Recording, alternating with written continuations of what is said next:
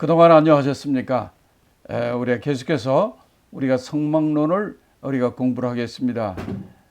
오늘 시간에는 오늘 강의 내용은 성소 안에 들어가서 이 성소 안에 들어가면 제일 오른쪽에 있는 그 금떡상 진설병 상과 진설병에 대해서 우리 같이 은혜를 받기를 원합니다. 우리가 이 성막에 이렇게 보면은 성막 안에 저 뒤에 성소가 있습니다. 그 성소 안에 성소문을 통해 들어가면 오른쪽에 진설병상이 있게 되는데요. 이 진설병상, 금떡상이라 하죠.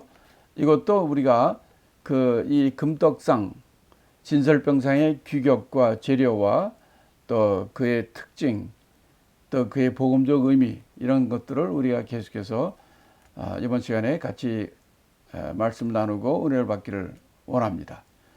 먼저 우리가 본문을 함께 읽겠습니다. 출애굽기 37장 10절부터 읽겠습니다.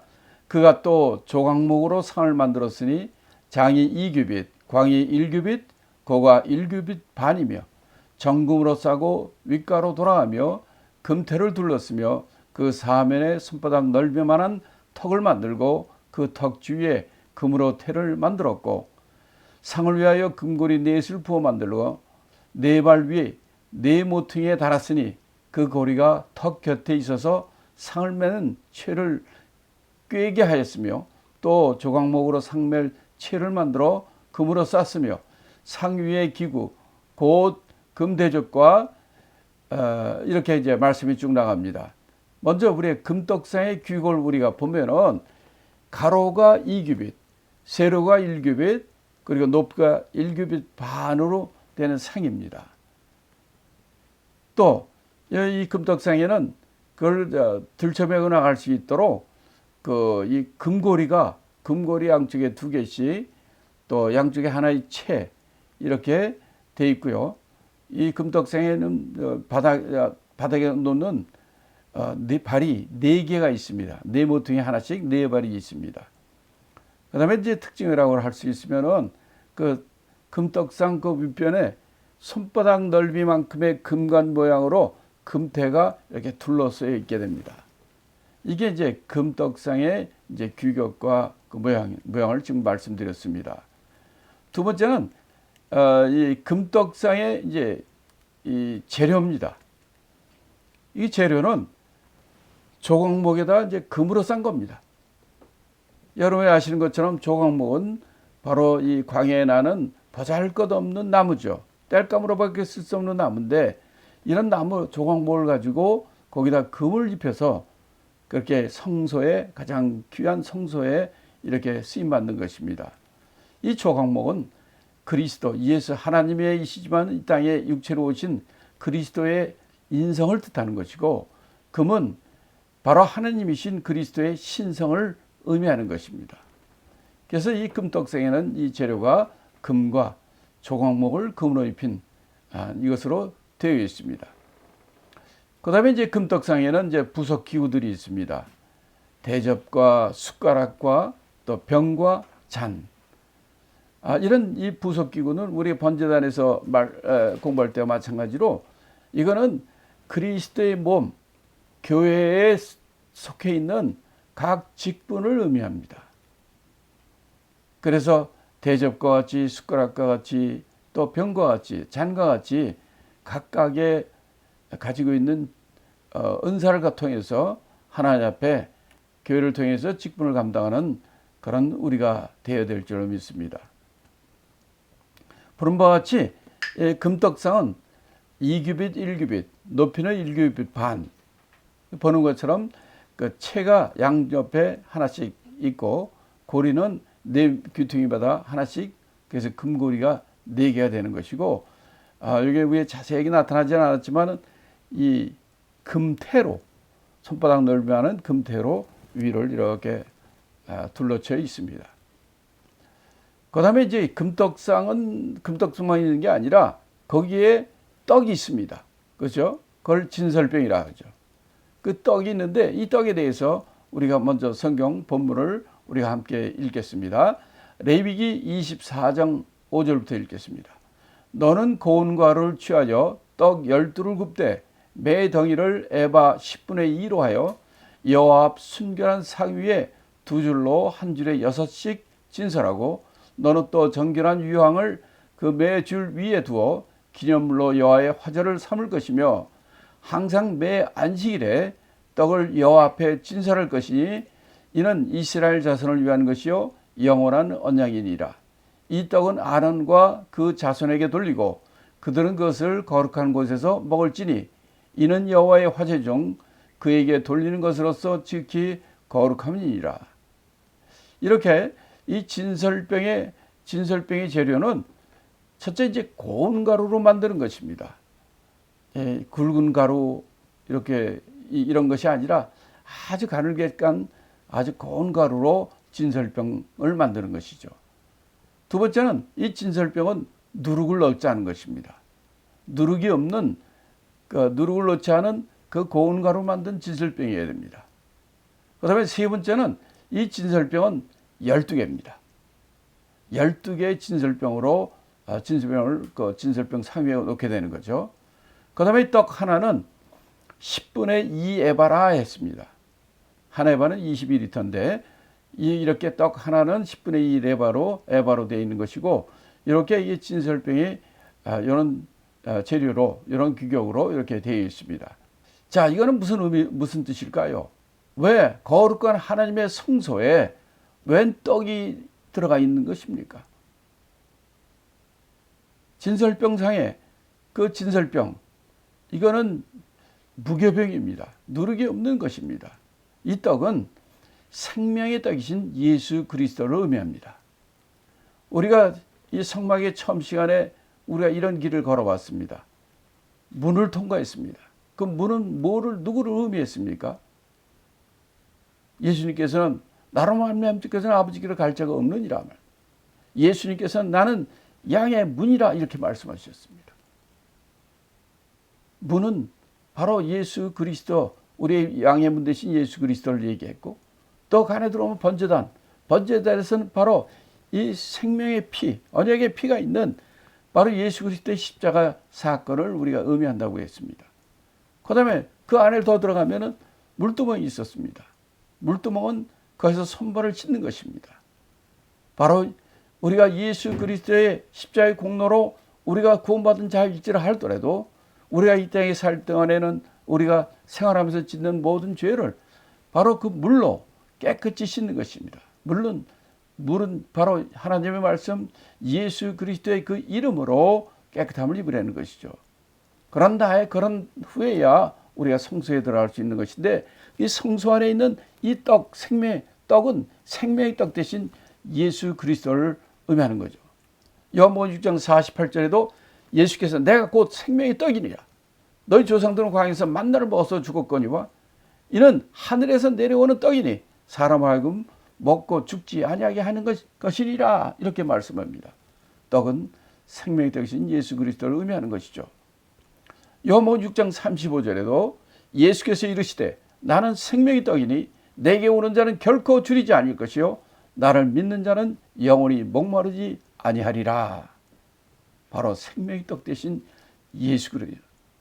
그래서 우리가 성소 안에 들어가서 진설병 상에 바로 이 진설병, 이 떡은 생명의 떡이신 예수 그리스도를 의미하는 것이죠. 자, 그러면 진설병의 특징에 대해서 우리가 하나하나씩 보겠습니다. 첫째, 진설병은 고운 가루로 만든다 그랬습니다. 고운 가루. 고운 가루는 우리 안에 잘 우리가 흡수하는 거죠. 이걸 레마의 법칙이라 합니다. 말씀에는 두 가지 원문이 있습니다. 하나는 로고스입니다. 태초에 말씀이 계시나 할 때 그 말씀, 그건 로고스입니다. 그러나 우리가 어떤 말씀으로 주님 예수님 말씀을 통해 일어나라 할 때 그 안전명에 일어나는 것처럼 그 말씀이 우리를 변화시키는 그 말씀이 그 레마입니다. 다시 말하면 말씀이 우리 안에 그 로고스가 우리 안에 레마가 되어야 되는 거예요. 우리 안에 들어와서 우리에게 생명이 떡이 되어야 되는 거죠. 그 진설병은 고운 가루 만들었다는 것은 로고스가 레마로 변하는 레마의 원칙이라고 얘기하는 것입니다. 두 번째는 이 진설병은 같이 나누어 먹는 것입니다. 교제의 원칙이에요. 이것은 혼자 자기가 저기 옆에 앉아서 혼자 먹는 것이 아닙니다. 제사장이 다 같이 나눠 먹어야 되는 거예요. 세 번째는 이 진설병은 몇 개라고 그랬죠? 12개입니다. 12개. 12개의 뜻은 이스라엘의 12지파를 의미합니다. 또 12는 예수님이 12제자. 그런데 마지막 때 마태복음 28장에서 예수님께서 뭐라 합니다. 너희는 모든 민족으로 제자를 삼으라 이렇게 하는 거예요. 이 12개라는 것은 그래서 이스라엘 12지파만 하는 것이 아니라 온 세상의 땅끝까지 모든 세계 민족을 의미하는 것이죠. 진설병이 12개라는 것은 이것은 선교의 원칙인 것입니다. 네 번째는 진설병 이외에는 다른 떡을 우리가 진설병상에 올려놓지 못합니다. 오직 진설병만이 이 진설병상에 올라갈 수 있는 거예요. 다시 말하면 영의 사람들은 진설병, 하나님 말씀으로 살아야 됩니다. 이 세상 것 잡된 것을 같이 섞여 놓으면 되지 않는 거예요. 그래서 진설병상에는 진설병만 올라갑니다. 다섯 번째는 진설병은 늘 상위에 있어야 됩니다. 24시간 하루 매일매일 진설병은 늘 떡상 위에 있어야 돼요. 딴 데 있으면 안 됩니다. 여섯 번째는 진설병은 기름을 부어 먹는 것입니다. 이거는 삶아 먹든지 쪄 먹든지 그러면 안 됩니다. 이거는 기름을 부어서 먹어야 돼요. 기름은 무엇을 의미합니까? 성령의 원칙입니다. 성령입니다. 왜냐하면 하나님 말씀은 성령의 감동으로 기록이 되어 있어요. 성령으로 우리가 성령을 통해서 바르게 해석할 수 있는 것입니다. 그래서 진설병은 꿀이나 설탕이나 이런 걸 부어 먹는 것이 아니라 기름을 부어서 먹는 성령의 원칙을 의미하는 것입니다. 일곱 번째, 진설병은 등대 앞에서 먹어야 됩니다. 성소 안에 등대가 빛을 내고 그 밝은 그 등대 앞에서 우리가 먹어야 되는 거예요. 빛나는 등대 앞에서 먹는다는 건 무슨 뜻입니까? 그 빛이신 하나님 앞에서 먹는 거예요. 성결의 원칙입니다. 그래서 진설병은 등대 앞에서 먹는 것입니다. 여덟 번째, 이 진설병은 아까도 얘기한 것처럼 이거는 구운 떡입니다. 삶은 떡이 아니고 찐 떡이 아니고 데친 떡이 아니라 이거는 구운 떡입니다. 불에 구운다는 것은 무엇을 의미합니까? 불은 연단과 시험을 의미하는 것입니다. 연단을 통과한 말씀만이 굳센 믿음의 말씀이 되는 것입니다. 그 진설병은 구운 거예요. 그걸 번철의 원칙이라 합니다. 이 불에 설판 위에 불에 구우는 이것을 통한 이 진설병을 먹게 되는 거죠. 레위기 2장 4절 5절에 이렇게 말씀합니다. 내가 화덕에 구운 것으로 소재의 예물을 드리려 하거든 고운 가루에 기름을 섞어 만든 무교병이나 기름을 바른 무교 전병을 드릴 것이요 철판에 붙인 것으로 소재의 예물을 드리려거든 고운 가루에 누룩을 넣지 말고 기름을 섞어 먹어라 이렇게 철판에 붙인 거예요. 그게 번철의 원칙입니다. 아홉 번째는 진설병은 서서 먹어야 합니다. 서서 먹는다. 앉아 먹지 않고 서서 먹는 것입니다. 이거는 일하는 자는 서서 있는 거예요. 쉬는 자는 앉아서 있는 겁니다. 서서 먹는다는 것은 하나님의 사명을 받은 자가 그 사명을 이루어나가는 이 사명의 원칙을 얘기하는 것입니다. 성소 안에는 의자가 없어요. 앉을 데가 없어요. 서서 합니다. 왜? 성소는 이 사역자가 제사장이 일하는 곳이기 때문입니다. 사명을 완수하는 곳입니다. 그 진설병은 서서 먹어야 되는 것입니다. 열 번째는 무교병의 원칙입니다. 진설병은 이 누룩이 없는 무교병입니다. 누룩이 들어가 있는 것이 누룩이 없는 것이 이 무교병인데 누룩은 악의 상징이거든요. 고린도전서 5장 8절에도 이렇게 얘기합니다. 이러므로 우리가 명절을 지키되 묵은 누룩으로 말고 악하고 악에 찬 누룩으로 말고 누룩이 없이 오직 순전함과 진실함으로 먹을지니라 이렇게 말합니다. 무교병, 누룩이 없는 무교병의 원칙입니다. 여러 번째는 안식일의 원칙입니다. 이 무교병, 이 떡을 일주일에 한 번씩 안식일에 이 떡을 바꿉니다. 레위기 24장 8절에 이렇게 얘기합니다. 안식일마다 이 떡을 여호와 앞에 항상 진설할지니 이는 이스라엘 자손을 위한 것이요 영원한 언약이니라 얘기합니다. 진설병 이거 일주일에 한 번씩 바꾸는 건데요. 이거는 매 안식일마다 새 진설병으로 바꾸고 그 떡을 제사장들이 먹게 되는 것입니다. 이렇게 우리가 진설병에 대한 복음적 의미 이런 걸 말씀드렸고요. 자, 그럼 금떡상과 진설병의 이제 그 전체적인 의미를 좀 우리가 볼 것 같으면은 우리가 이제 성막에 들어올 때 문을 통과하고 번제단 통과하고 물두멍을 통과한 사람들 가운데서 이 제사장들만이 이제 이 성소에 들어오게 되고 그 진설병을 나눌 수 있는 사람들은 이 번제단을 통과하고 물두멍을 손발을 씻는 사람뿐만 아니라 그 중에서 하나님을 위해서 일하는 자들이 들어와서 그만이 먹을 수 있는 것입니다. 이 진설병은 우리 모든 자가 바로 이렇게 하나 앞에 쓰임한 제사장처럼 되라는 것입니다. 진설병은 생명의 떡이신 예수 그리스도라고 말씀드렸죠. 예수님께서 내가 생명의 떡이라고 여러 군데 말씀하셨어요. 요한복음 6장 51절에도 나는 하늘에서 내려온 살아있는 떡이니 사람이 이 떡을 먹으면 영생하리라. 나의 줄 떡은 내가 줄 떡은 곧 세상의 생명을 위한 내 살인이라 하셨습니다. 예수님은 하늘에 살아있는 떡이요 생명의 떡이신 것입니다. 자, 우리 떡 하면 이제 육신의 떡과 생명의 떡이 있죠. 이제 예수님께서 이렇게 말씀하십니다. 요한복음 6장 35절에 예수께서 이르시되 나는 생명의 떡이니 내게 오는 자는 결코 줄이지 아니할 터이요 나를 믿는 자는 영원히 목마르지 아니하리라. 그렇죠. 우리가 이 세상에 육신의 떡이 있습니다. 그러나 그거는 금방 줄이게 되고 다시 먹어야 되는 거지만 바로 이 생명 대신 예수 그리스도 우리는 결코 줄이지 아니한다고 말씀하십니다.